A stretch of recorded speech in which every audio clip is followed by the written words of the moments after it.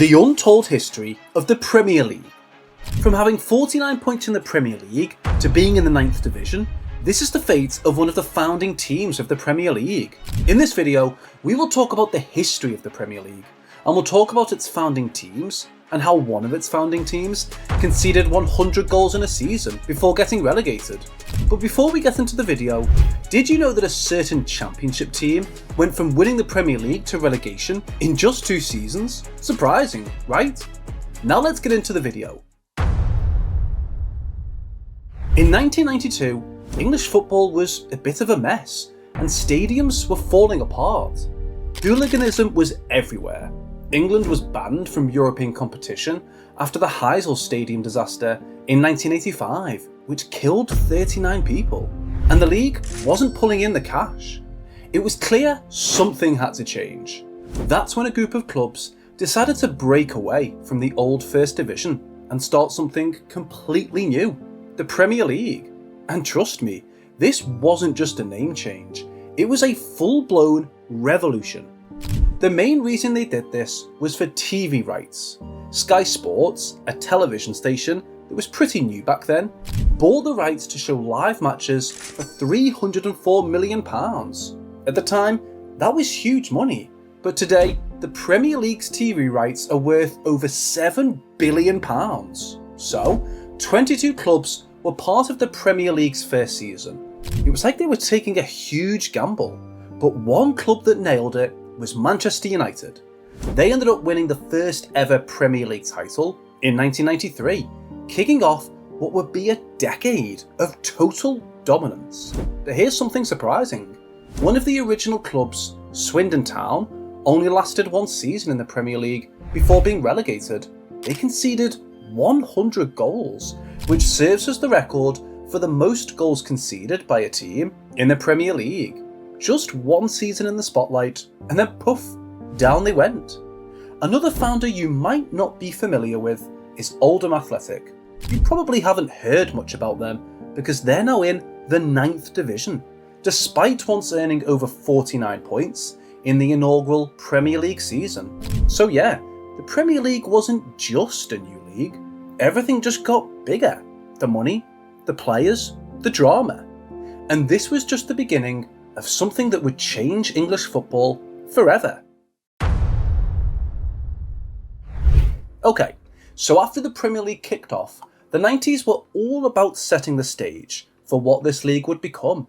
Leading the charge was Manchester United, of course. They were like the main characters in the drama, with Sir Alex Ferguson pulling the strings.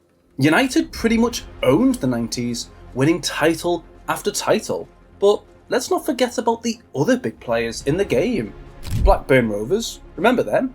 Yes, the championship team. They pulled off one of the biggest surprises in 1995 by winning the league. And guess who their star player was? None other than Alan Shearer, who was scoring goals for fun. In here for the chance for Shearer!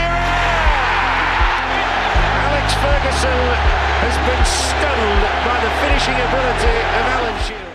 Blackburn's title win was like Leicester City's in 2016, unexpected and amazing to watch. After winning the league, Blackburn went from the champions to being relegated just a few seasons later. Talk about a wild ride. And speaking of surprises, this was also the decade when more foreign players and managers started coming into the Premier League, changing the way the game was played.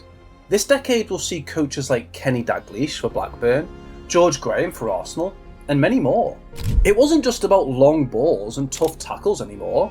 We started seeing flair, technique, and some serious skill. Plus, the TV deals kept getting bigger, which meant more people around the world were tuning in.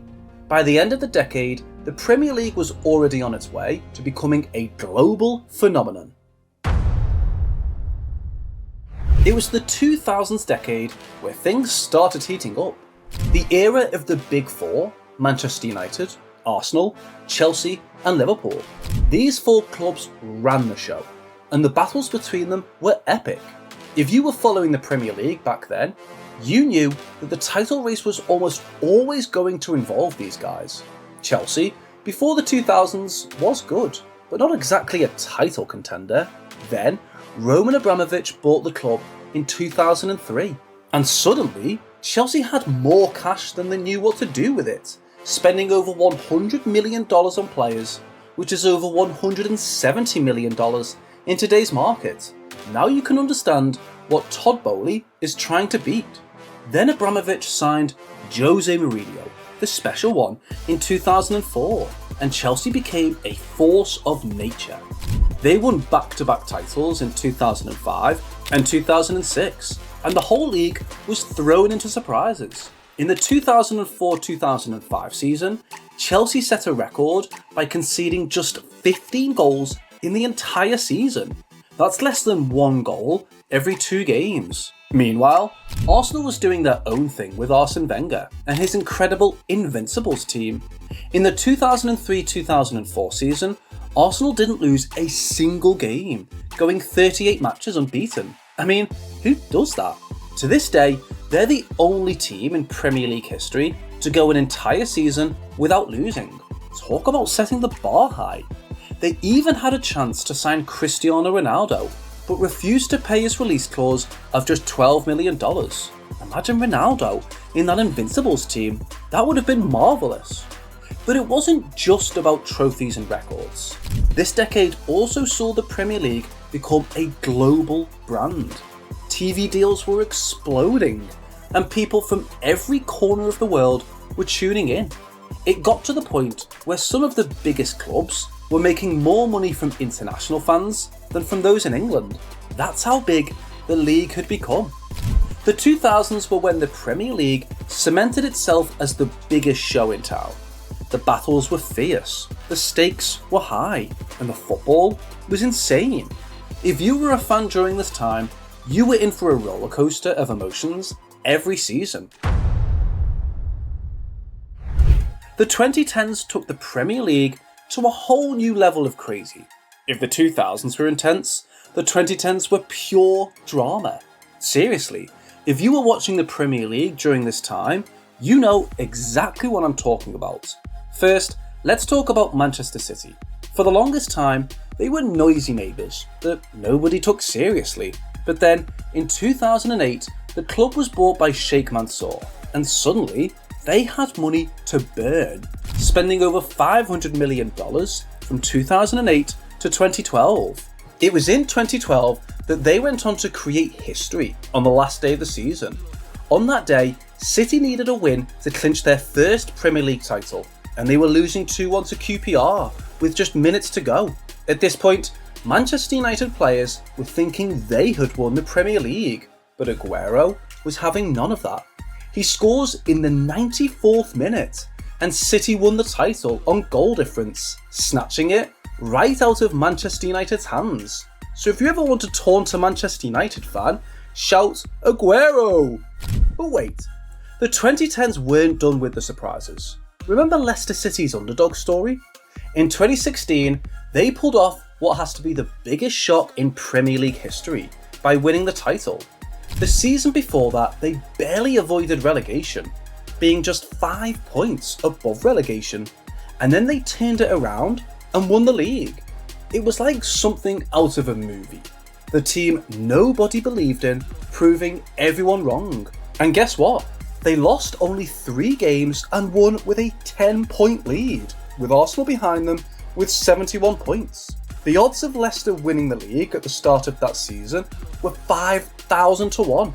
To put that in perspective, you had better odds of seeing Tottenham lift a trophy, which they won't, than Leicester lifting the trophy, yet they did it. And they qualified for the Champions League after 16 years. So yeah, the 2010s were a wild ride, full of unforgettable moments, record-breaking achievements, and stories that will be told for generations. It was the decade that truly showed us why the Premier League is the most exciting in the world. If the 2010s were wild, the 2020s came in swinging with challenges no one saw coming. But you know what? Premier League didn't just survive, it found new ways to thrive. First off, we've got to talk about the COVID-19 pandemic. In 2020, the world shut down, and football was no exception. The Premier League was suspended for 3 months, and when it came back, everything was different. Games were played in empty stadiums, but despite the lack of fans, TV viewership skyrocketed, and this period will see Liverpool win their first Premier League trophy after over 30 years. They won with a whopping 99 points, beating Manchester City by 18 points. Then Manchester City would win 3 consecutive league titles under Guardiola and dominate the Premier League with players like Kevin De Bruyne, Bernardo Silva and Erling Haaland. As the new season kicks off, excitement is in the air as the world eagerly awaits what's in store. Chelsea has been active in the transfer market, buying players like Pedro Neto and other fresh talents. Manchester United has undergone some structural changes, while Liverpool, with a new coach, looks poised to reclaim their spot at the top. Meanwhile, Manchester City appears confident of another victory, and we can't overlook Tottenham and Aston Villa, who are making waves of their own. The Premier League is shaping up to be a thrilling season, and everyone is eager to see who will lift the trophy. Who do you think will win it? Make sure to leave your opinion in the comments section. Thank you for watching this video, and you can check out our channel for the history of other football competitions.